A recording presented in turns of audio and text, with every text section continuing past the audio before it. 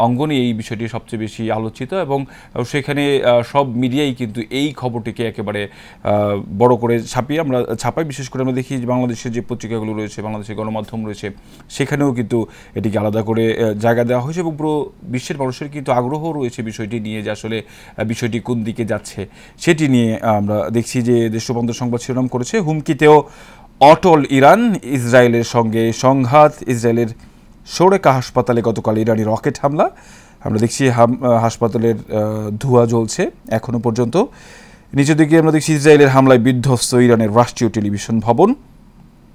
White হাউসের সামনে বিক্ষোভ, নিরাপত্তা পরিষদের বৈঠক আজ, কূটনৈতিক সমাধান চান জিনপিং ও পুতিন। দর্শক, বিষয়টি নিয়ে আমরা বিস্তারিত আলোচনা করবো এবং আমাদের সাথে যিনি অতিথি রয়েছেন তার সাথে বিষয়টি আলোচনা করবো। আমরা বাকি সংবাদ শিরোনামগুলো দেখে নিচ্ছি।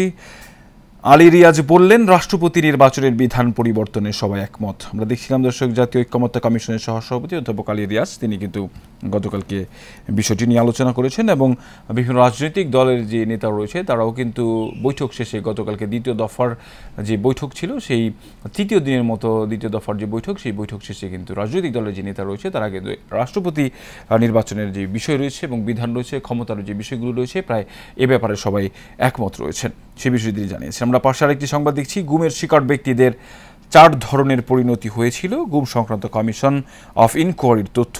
গুম কমিশনের সভাপতি অবসরপ্রাপ্ত বিচারপতি মনিরুল ইসলাম চৌধুরী গতকাল মিশনের কার্যক্রম অগ্রগতি বিষয়ে প্রেস ব্রিফিং করেন। সেনা সদরের ব্রিফিং, জাতীয় নির্বাচনের নির্দেশনা পায়নি সেনাবাহিনী। 5 আগস্ট পালিত হবে গণ অভ্যুত্থান দিবস, বিটিভি বাংলাদেশ বেতারকে স্বায়ত্তশাসিত করার চিন্তা।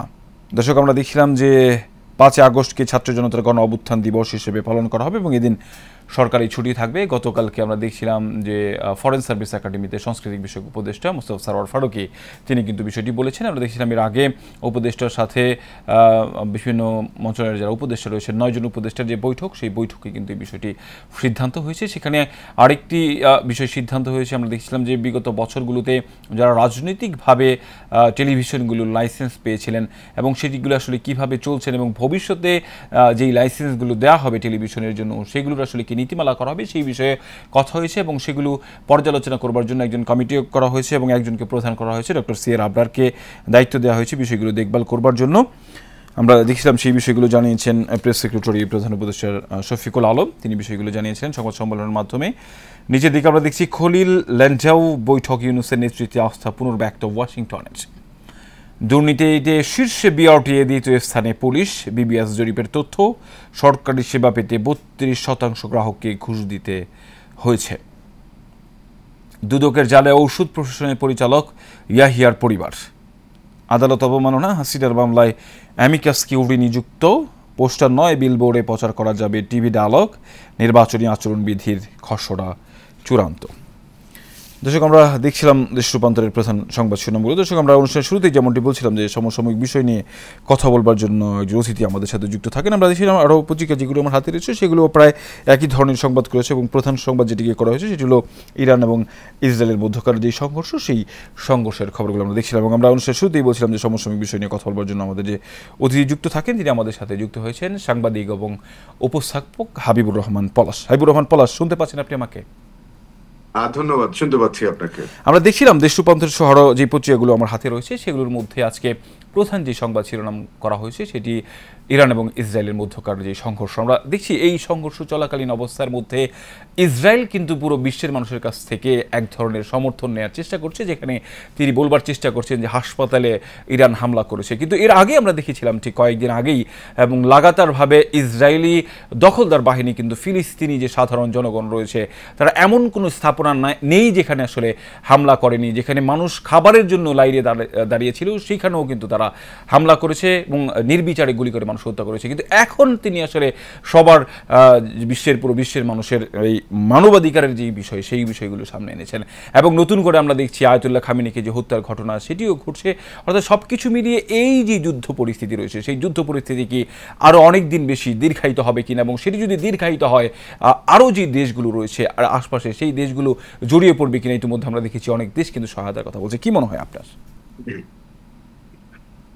ধন্যবাদ আপনাকে। আপনি যে শিরোনামগুলো বলছিলেন এবং সম্ভবতই সারা দেশের মানুষের নজর রয়েছে ইসরায়েল এবং ইরানের চলমান যে যুদ্ধ সেটির দিকে। আপনি সঠিক একটি পয়েন্ট আউট করেছেন যে গতকালকে ইসরায়েলের একটি হসপিটালে ইরান হামলা চালিয়েছে, তারপরে ইসরায়েলের প্রধানমন্ত্রী বলেছেন যে এটি মানবাধিকারের চরম লঙ্ঘন। তো সেই প্রসঙ্গটি আপনি এনেছেন যে তারা যখন গাজার হাসপাতালে হামলা চালিয়েছে, তারা যখন গাজার খাবারের লাইনে ক্ষুধার্ত মানুষের লাইনে রকেট হামলা চালিয়েছে, তখন তাদের এই মানবাধিকারের উচ্চারণটি কোথায় ছিল?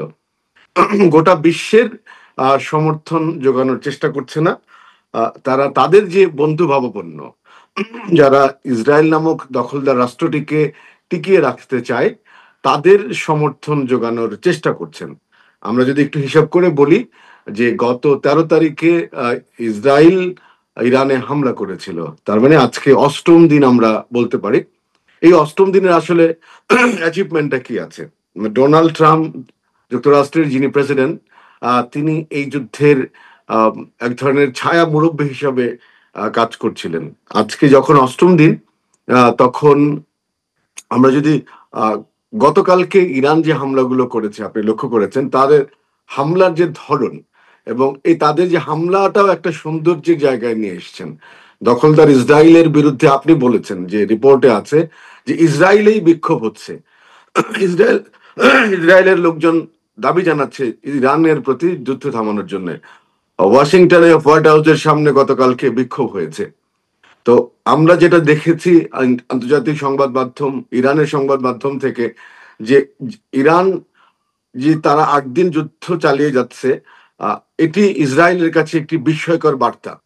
যে তারা মনে করছিল যে ধীরে ধীরে ধীরে ইরান মনে হয় 2000 কিলোমিটার দূর থেকে লক্ষ্য বস্তুতে এরকম আঘাত আনতে পারবে না।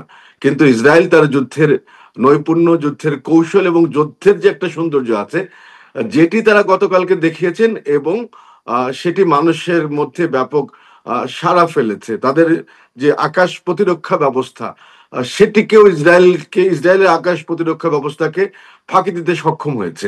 আপনি জানেন যে জ্ঞান, বিজ্ঞান, উৎকর্ষতা, এর মধ্যে ইসরায়েল নিজেদেরকে বিশ্বের মুরব্বী মনে করে, তাদের নলেজকে তারা বিশ্বের জন্য থ্রেট মনে করে, সকল কিছুকে দুমড়ে মুচড়ে দিয়েছে। যুদ্ধটা কোথায় থামতে পারে? ডোনাল্ড ট্রাম্প বলেছেন যে ইরানের প্রেসিডেন্ট যিনি কোথায় আছেন, সর্বোচ্চ ধর্মীয় নেতা আয়াতুল্লাহ খামেনি তিনি কোথায় আছেন, তাকে আমরা এই মুহূর্তে হত্যা করব না।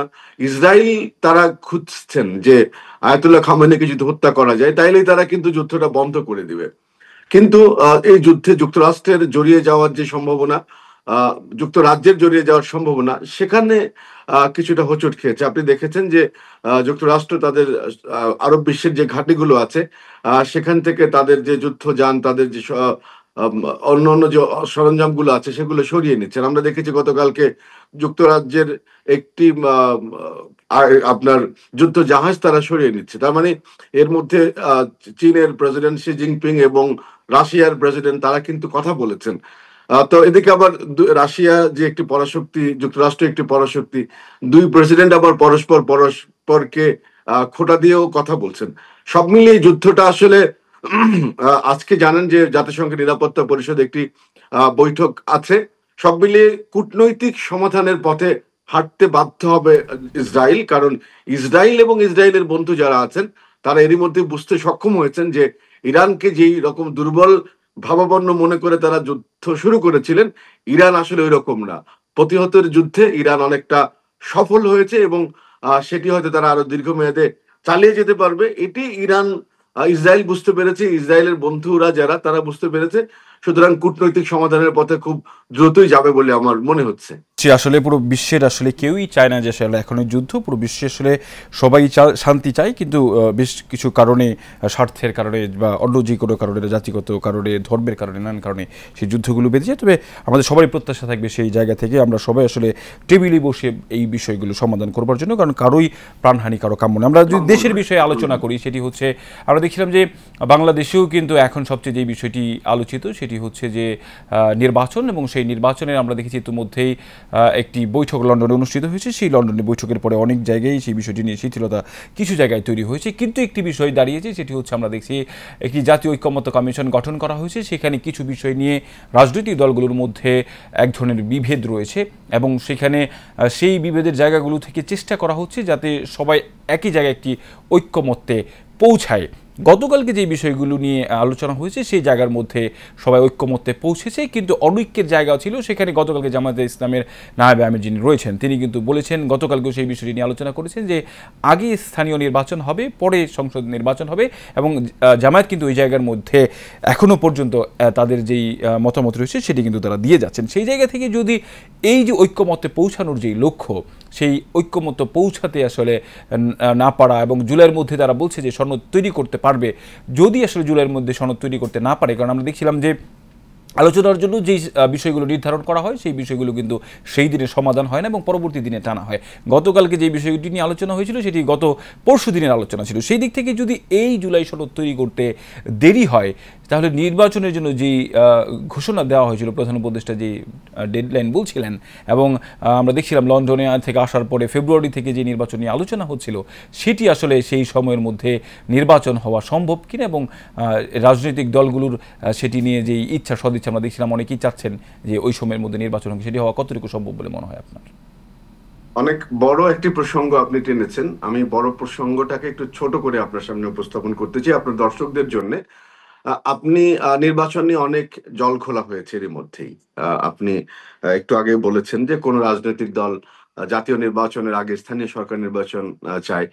অনেকটা ধরেন আমাদের সমাজে একটি প্রচলিত গল্প আছে, ডিম আগে না মুরগি আগে। এই সমাধানটা যেরকম আমরা করতে পারি নাই, কিন্তু এখানে আমাদের স্পষ্ট করার সুযোগ আছে যে জাতীয় নির্বাচন আগে না স্থানীয় সরকার নির্বাচন আগে। আপনাকে যদি আমি গত বছরে যখন আগস্টের 8 তারিখে সরকারটি গঠন হলো, অন্তর্বর্তীকালীন সরকার গঠন, নিশ্চয়ই আপনার মনে আছে যে এই সরকারটা কিন্তু বর্তমান সংবিধানের আলোকে গঠিত হয়েছে। একটি সরকার পালিয়ে গেছে, অন্তর্বর্তীকালীন সরকারের ডেফিনেশন কিন্তু আমাদের সংবিধানে আছেন। এবং ওই তার যে ওথ, এই মন্ত্রী পরিষদের, এই উপদেষ্টা পরিষদের, এই প্রধান উপদেষ্টার, সেখানে কিন্তু তাদের কাজের পরিকল্পনাও আছে। এইটা আমরা অনেকে ভুলে গেছিলাম। আপনি জানেন যে বাংলাদেশে তত্ত্বাবধায়ক সরকারের যে সংবিধানের অ্যামেন্ডমেন্ট ছিল, তত্ত্বাবধায়ক সরকার 3 মাসের জন্য ক্ষমতা নেবেন, এবং তাদের প্রধান কাজই হচ্ছে তারা অন্য কোনো কাজ করতে পারবেন না। তারা একটি অবাধ সুষ্ঠু নির্বাচন করবেন, নির্বাচন কমিশনকে সঙ্গে নিয়ে নির্বাচন কমিশন নির্বাচনটি কন্ডাক্ট করবেন। এটি ছিল আমাদের তত্ত্বাবধায়ক সরকারের প্রভিশন, এবং সেটি 60 অ্যামেন্ডমেন্টের মাধ্যমে যে বাদ দেওয়া হয়েছে। কিন্তু এই সরকার যেটি গঠিত হয়েছে, এই অন্তর্বর্তীকালীন সরকার গঠন কিন্তু আমাদের সংবিধানের মধ্যে আছে, এবং সেখানে স্পষ্ট করেই এই সরকারের কাজও কিন্তু জাতীয় নির্বাচন করা। এই আপনি যদি এই সংবিধান মানেন, আপনি যদি প্রধান উপদেষ্টা ডক্টর মোহাম্মদ ইউনূস যে শপথ নিয়েছেন, আপনি যদি শপথ মানেন, তাহলে সেই শপথের মধ্যে কোনোভাবেই স্থানীয় সরকার নির্বাচন নেই। ওই শপথের মধ্যে জাতীয় নির্বাচনের ব্যাপার রয়েছে। এখন হাউ লং সেটা আপনি কবে দিবেন, এটা নিয়ে আমাদের একটা মানদণ্ড আছে। আমরা যদি 2006-এর যে 111-এর যে সরকার ছিল, তারা 2 বছর সময় নিয়েছিল এই নির্বাচনটা করার জন্য। ইউনূস সরকার সেটি কয় বছর সময় নেবেন সেটা তাদের বিবেচনা নিতে হবে। কিন্তু এই নির্বাচন নিয়ে যারা জল ঘোলা করছেন, তারা তাদের শপথ যেটি মূল বিষয় নিয়ে করা, যে তার ওই কর্মপরিধির মধ্যেই আছে জাতীয় নির্বাচন করা, সেই নির্বাচনটি তাকে করতে হবে। এবং এটি আমার কাছে যেটি মনে হয়, আপনাকে আমি একটু বার্তা দিতে চাই, এটি অবশেষে নির্বাচন নিয়ে সরকারের মধ্য থেকে যারা টালবাহানা করার চেষ্টা করছিলেন, বা প্রধান উপদেষ্টা এই নির্বাচনকে লঙ্ঘন করার যদি কোনো স্বপ্ন দেখে থাকতেন, তাহলে তাদের কাছে এই মেসেজটি এই মুহূর্তে আছে যে তাদের নির্বাচন করা ছাড়া অন্য কোনো কাজ নেই। না, রাজনৈতিক স্টেক হোল্ডার গুলো ঐক্যমত কমিশনের মিটিং এ যাচ্ছেন, তারা আলোচনা করছেন, করবেন, কোন কোন বিষয় ঐক্যমত হবে, কোন বিষয়ে হবে না। রাষ্ট্রপতি নির্বাচন নিয়ে আলোচনায় আছে, 48-এর 1-এর ধারায় যে রাষ্ট্রপতি নির্বাচন হয় সেখানে আছে। সব মিলিয়ে এই আলোচনাগুলো মানে নির্বাচন প্রাসঙ্গিক না, আপনি সংবিধান যদি সমুন্নত রাখেন, মাইন্ডেড, আপনার সংবিধান কিন্তু বিপ্লবী সংবিধান না, আপনার সংবিধান গণপ্রজাতন্ত্রী বাংলাদেশের সংবিধান। এই সংবিধান মেনে রাষ্ট্রপতি আছেন, প্রধান উপদেষ্টা আছেন। সুতরাং সংবিধানেই যেই মেসেজের আলোকে, ম্যান্ডেটের আলোকে প্রধান উপদেষ্টা, মন্ত্রী, উপদেষ্টা পরিষদ শপথ নিয়েছেন, সেই জায়গায় তাদের থাকা উচিত। যে আমাদের কারণ শেষ করতে হবে, যেহেতু সময় একেবারেই নিশ্চয়ই। আমাদের কম। জি, জনাব হাবিবুর রহমান পলাশ, আপনার কাছে আরও অনেক কিছুই জানবার ছিল আমাদের, কিন্তু সময় সংক্ষিপ্ততার জন্য সেগুলো আসলে সম্ভব হলো না। আমরা নিশ্চয়ই পরবর্তীতে আবার আপনাদের সাথে যুক্ত করব এবং যে বিষয়গুলো রয়েছে, সমসাময়িক যে বিষয়গুলো সেই সব বিষয়ে আলোচনা করবো। আপনাকে অসংখ্য ধন্যবাদ আমাদের সাথে যুক্ত হওয়ার জন্য। আমার হাতে থাকা বাকি পত্রিকার শিরোনামগুলো আপনাদেরকে জানাবো। রয়েছে ইত্তেফাক পত্রিকা। ইত্তেফাক সে একই ধরনের সংবাদ, পরমাণু চুক্তি না করলে ইরানে যুক্তরাষ্ট্রের হামলা আসন্ন। সুইস ব্যাংকে বাংলাদেশিদের অর্থ অস্বাভাবিক হারে বেড়েছে, 1 বছরের ব্যবধানে বেড়েছে 33 গুণের বেশি। গুমের শিকার ব্যক্তিদের পরিণতি যেমন হতো, হত্যা, জঙ্গি দেখিয়ে আটক, ভারতে পাঠিয়ে গ্রেফতার, প্রাতিষ্ঠানিকভাবে সেনাবাহিনী গুমে জড়িত নয় কমিশন। যুক্তরাষ্ট্রের স্বৈরতন্ত্রের দিকে যাচ্ছে ওবামা আচরণবিধির খসড়া নীতিগত অনুমোদন, নির্বাচনী প্রচারে পোস্টারের ব্যবহার বাতিলের প্রস্তাব। রোহিঙ্গাদের বাংলাদেশের সীমান্তে ঠেলে দেওয়া বন্ধ করতে ভারতকে আহ্বান অ্যামনেস্টির, বাংলাদেশের বিশাল সংগ্রহের কড়া জবাব দিচ্ছে শ্রীলঙ্কা।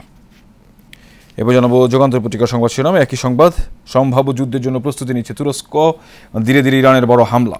বাংলাদেশিদের আমানত 8,842 কোটি টাকা, আন্দোলনের বছরে সুইস ব্যাংকে টাকার পাহাড়। বিচার বিভাগ গণতন্ত্র ধ্বংসের কারিগর, শেখ হাসিনার সহযোগী খায়রুল হক দেশ ছাড়লেন কিভাবে। আচরণবিধির খসড়া নীতিগত অনুমোদন, নির্বাচনে পোস্টার থাকবে না, এক মঞ্চে সব দলের প্রার্থীর প্রচারের ব্যবস্থা করতে পারবে ইসি। হাসিনা পরিবার ও ঘনিষ্ঠদের বিরুদ্ধে তদন্ত পাচারের টাকায় যুক্তরাজ্যে সম্পদের পাহাড়। দর্শক, যুগান্তরের সংবাদ ছিলাম, জানাচ্ছিলাম আপনাদেরকে। নয়া দিগন্ত পত্রিকা একটু ভিন্ন ধরনের সংবাদ করেছে। আমরা দেখছি প্রধান সংবাদ যেটিকে করা হয়েছে, ফরেন সার্ভিস একাডেমিতে জাতীয় ঐক্যমত্য কমিশনের সাথে রাজনৈতিক দলগুলোর দ্বিতীয় পর্যায়ের আলোচনায় নেতারা। রাষ্ট্রপতি নির্বাচন পদ্ধতি, সংসদ ও প্রধানমন্ত্রীর মেয়াদ নিয়ে ঐক্যমত্য, রোববার আবারও ঐক্যমত্য কমিশনের বৈঠক। ট্রাইব্যুনালেরা অ্যামিকাস কিউরি ও হাসিনার পক্ষে আইনজীবী নিয়োগ। এরপর নিচের দিকে, জ্বরের প্রকোপ বাড়ছে, প্রচণ্ড খিঁচুনির পর জ্ঞান হারাচ্ছেন রোগী। দর্শক, আমরা দেখছিলাম যে এই মুহূর্তে দুটি রোগ কিন্তু একেবারে একই সাথে হানা দিচ্ছে। সেটি হচ্ছে ডেঙ্গুর প্রকোপ যেমন বাড়ছে, তেমনি করে নতুন করে কিন্তু আবার দেখছি ওমিক্রনের যে ভ্যারিয়েন্ট, সেই নতুন ভ্যারিয়েন্ট কিন্তু করোনা আবার বাড়াচ্ছে। ফলে মানুষের মনে কিন্তু এক ধরনের উদ্বেগ, উৎকণ্ঠা তৈরি হয়েছে, অনেকেই মারাও যাচ্ছে আমরা দেখছি। ফলে এই যে নতুন করে খিঁচুনি হচ্ছে, সেটি কিন্তু একটি ভয়ের কারণ। সেই কারণেই কিন্তু এখন যারা চিকিৎসক রয়েছে, সেখানে জ্বর হলে কোনো অবহেলা না করে সরাসরি চিকিৎসকের কাছে গিয়ে শরণাপন্ন হয়ে চিকিৎসকের কাছে এরপরে নির্ধারিত যেই রোগ, সেই রোগের জন্য কিন্তু তারা ওষুধ খাওয়ার জন্য বলছেন। আমরা দেখছি যে ফার্মেসি থেকে প্রেসক্রিপশন ছাড়া অ্যান্টিবায়োটিক খাওয়ার যে প্রবণতা, সেটি কিন্তু বন্ধ করতে হবে। দর্শক, আমার হাতেরও বেশ কিছু পত্রিকা ছিল, কিন্তু সময় সংক্ষিপ্ততার জন্য সেগুলো শেষ করতে পারছি না। প্রায় একই ধরনের সংবাদ আমরা দেখছিলাম আজকে পত্রিকাগুলোতে করা হয়েছে। সবগুলো পত্রিকায় প্রায় আন্তর্জাতিক সংবাদ, ইরান এবং ইসরায়েলের মধ্যকার যে যুদ্ধ, সেই যুদ্ধের সংবাদকে প্রধান সংবাদ করেছে। পাশাপাশি আমরা দেখছিলাম গতকালকে যে ঐক্যমত্য কমিশনের, এনসিসির যেই কনসেনসাস কমিশনের যেই বৈঠক অনুষ্ঠিত হয়েছে রাজনৈতিক দলগুলোর সাথে, সেই সংবাদকেও প্রাধান্য দেওয়া হয়েছে। সেখানে রাষ্ট্রপতি নির্বাচনের যে পদ্ধতি, সেখানে সবাই একমত হয়েছেন এবং সেখানে গোপন ভোট যেই বিষয়, সেই আগে আমরা দেখছিলাম যে হানা ভোটের মাধ্যমে রাষ্ট্রপতি নির্বাচিত হতো, এখন কিন্তু গোপন ভোটের মাধ্যমে কেউ যদি চায় যে সে তার দলের বিরুদ্ধে গিয়ে ভোট দেবেন, সেটিও কিন্তু সম্ভব এবং এই বিষয়ে কিন্তু সবাই একমত পোষণ করছে। এবং একই সাথে রাষ্ট্রপতির যেই ক্ষমতা, সেই ক্ষমতা নিয়েও কথা হয়েছে যে আসলে রাষ্ট্রপতির ক্ষমতা বাড়ানোর ব্যাপারে। কারণ আমরা দেখছি যে রাষ্ট্রপতি একটি সিম্বলিক যেই পদ, সেখানে তার যে সম্মান, সেই সম্মান আরও বাড়ানোর জন্য তার ক্ষমতা বাড়ানোর ব্যাপারেও অনেকগুলো রাজনৈতিক দল কিন্তু মতামত দিয়েছে। দর্শক, একেবারে শেষ মুহূর্তে চলে এসেছে দৈনিক পত্রিকার খবর নিয়ে।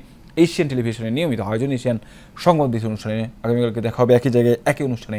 ততক্ষণ পর্যন্ত ভালো থাকবেন, সুস্থ থাকবেন। ধন্যবাদ সবাইকে।